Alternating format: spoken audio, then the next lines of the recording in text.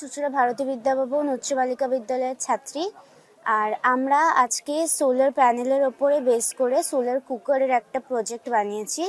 এই মডেলটাতে আপনারা solar cooker দেখতে পাবেন, যেখানে সোলার এনার্জিকে কাজে লাগিয়ে ডাইরেক্টলি সেই সোলার লাইট মানে সানলাইটের দ্বারা কুক করা হয় যে কোনো খাবারকে। তো এখানে সানলাইটের হিসেবে পড়ে, এখানে একটা প্লেন মিরর থাকে যেটাতে সানলাইটটা রিফ্লেক্ট হয়ে এখানে একটা গ্লাস থাকে।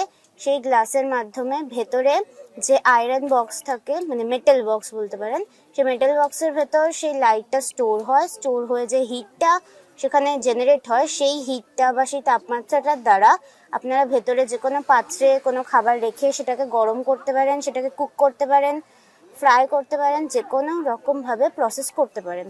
তো এভাবে সোলার এনার্জি মানে যেটা কখনো শেষ হবে না, সেই টাইপের জিনিসগুলো দিয়ে আপনারা রান্নাবান্না করতে পারেন। আর এটা একেবারে ফ্রি অফ কস্টে, কোনো রকম তেমন বেশি কিছু খরচা হয় না, যেটা আমাদের ফুয়েল বা অন্যান্য জ্বালানির ক্ষেত্রে ভীষণভাবে অর্থ সাপেক্ষ একটা ব্যাপার।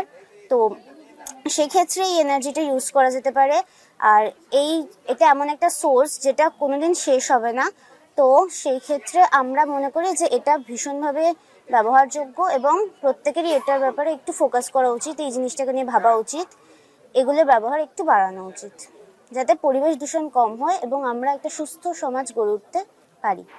Thank you. আরও খবরের আপডেট পেতে সাবস্ক্রাইব করুন আমাদের ইউটিউব চ্যানেলটি আর বেল আইকনে ক্লিক করুন নোটিফিকেশনস পেতে।